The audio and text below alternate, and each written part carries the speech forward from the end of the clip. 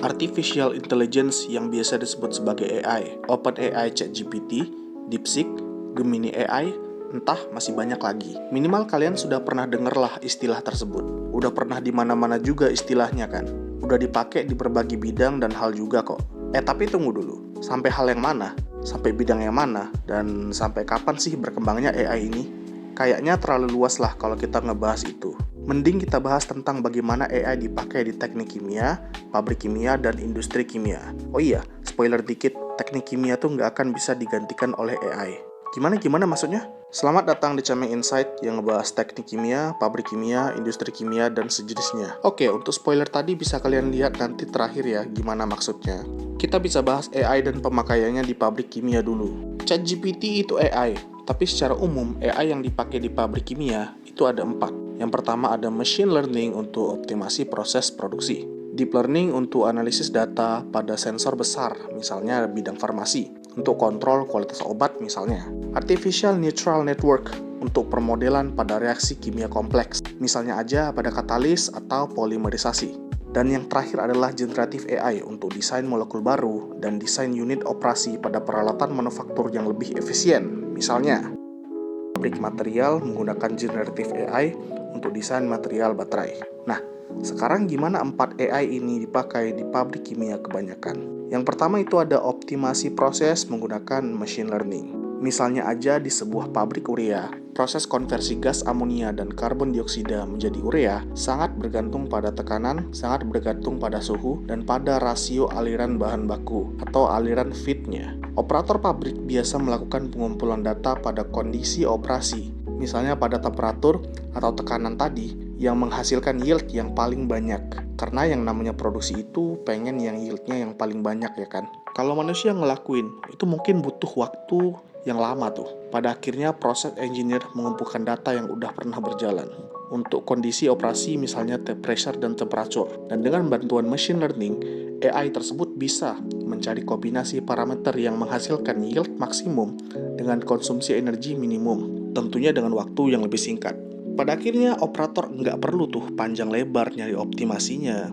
Cukup dengan pakai machine learning aja, nggak sampai 2 jam paling udah siap ngerjain optimasi yang seharusnya dikerjain operator pabrik mungkin bisa sampai berbulan-bulan ya kan. Kedua, monitoring real time menggunakan deep learning. Misalnya aja sebuah alat distilasi yang sangat sensitif terhadap fouling. Biasanya operator hanya tahu fouling sudah parah setelah kapasitas produksi turun. Buat yang nggak tahu fouling, itu kayak kotoran yang mengendap di alat-alat tersebut. Mungkin bisa cari aja lebih jelasnya, oke? Karena banyak jenis dan banyak tipenya juga. Akhirnya dipasang sensor tertentu yang dianalisis oleh deep learning yang bisa mengenali pola kecil sebelum fouling tersebut terjadi. Dan pada akhirnya, AI ini atau deep learning ini mendeteksi tren penurunan performa 10 hari sebelum kolom distilasi benar-benar bermasalah. Misalnya, maintenance tersebut bisa dijadwalkan lebih awal tanpa harus turun dulu yieldnya. Otomatis, produksinya jadi lebih maksimal ya kan? Nah, sekarang coba aku tanya dulu. Emangnya manusia bisa mendeteksi perubahan pola yang kecil yang bisa ngebuat fouling tersebut? AI kan bisa. Ketiga adalah permodelan pada reaksi kimia kompleks menggunakan Artificial Neural Network atau kita sebut sebagai ANN. Misalnya aja pada pabrik semen, motor listrik konveyor sering rusak tiba-tiba karena bearingnya aus. Misalnya aja karena lupa diganti grease atau lupa diganti pelumasnya. Biasanya pekerja hanya mengganti setelah rusak, tetapi pada akhirnya sensor getaran dipasang dan Artificial Neural Network atau ANN tadi dilatih dengan data getaran motor yang pada akhirnya mengenali pola getaran normal dan mengenali pola getaran abnormal. Pada akhirnya, sensor ini memberi peringatan dini tuh, 1 minggu sebelum bearing benar-benar rusak. Operator tersebut bisa menjadwalkan perbaikan tanpa menghentikan produksi dari operasional pabrik tersebut. Manusia tuh mungkin bisa aja menebak lewat suara atau getaran dari pengalaman-pengalaman mereka dalam bekerja di pabrik. Tetapi Artificial Neural Network ini atau ANN ini lebih cepat dan lebih objektif tentunya. Yang keempat adalah generative AI dalam desain alat produksi. Misalnya aja, sebuah pabrik farmasi ingin mendesain reaktor baru untuk sintesis obat dengan konsumsi pelarut yang lebih rendah. Engineer atau pekerja di pabrik memberi input seperti misalnya kapasitas produksi, misalnya aja sifat kimia dan sifat fisika dari obat tersebut, dan juga batasan-batasan energinya. Mungkin bisa menghitung neraca energinya atau neraca massanya. Generative AI membuat beberapa opsi desain reaktor, misalnya aja dari geometrinya, materialnya, dimensinya, menggunakan tipe reaktor yang bagaimana, dan masih banyak lagi lah. Pada akhirnya, engineer yang pada awalnya harus membuat puluhan simulasi manual, tetapi AI langsung memberi opsi desain yang terbaik, tentunya dengan waktu yang jauh lebih singkat dan hasil yang jauh lebih baik. Nah, kalau kalian dengar dari tadi, aku ada beberapa kali ngomong hal yang sama. Maksudku yang sama dari 4 hal itu adalah memudahkan, membantu, dan mempercepat. Inilah yang penting. Yang awalnya bisa berbulan-bulan, pakai AI bisa berjam-jam aja.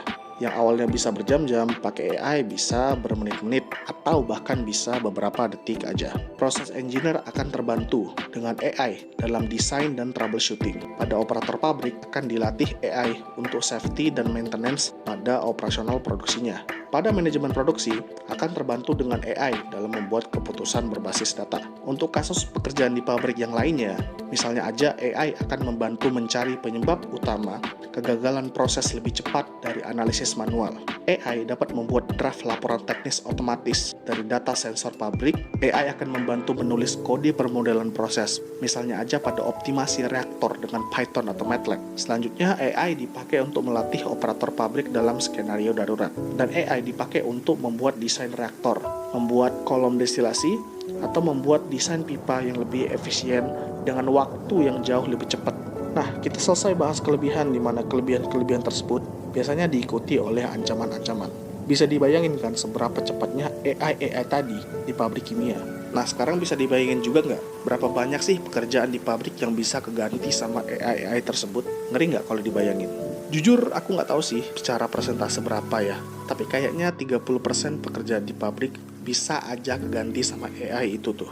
Masalahnya iya kalau 30% diganti oleh AI. Kalau 40%, 50%, 60, 70, 90, oke, lupakan aja beberapa persen tersebut. Kalian semua harus tahu bahwa adanya fenomena AI ini bukan untuk sekedar mengganti pekerjaan manusia aja, tetapi ini tentang memperkuat keahlian manusia. Bayangin aja ke depannya operator pabrik bukan hanya bekerja secara manual lagi, tetapi udah pakai AI untuk ngelakuin seluruh kerjaan di pabriknya. Dan masih banyak lagi contohnya, mungkin udah dijelasin di video sebelumnya ya. Nah, sekarang mari masuk ke spoiler yang udah aku bilang di awal video.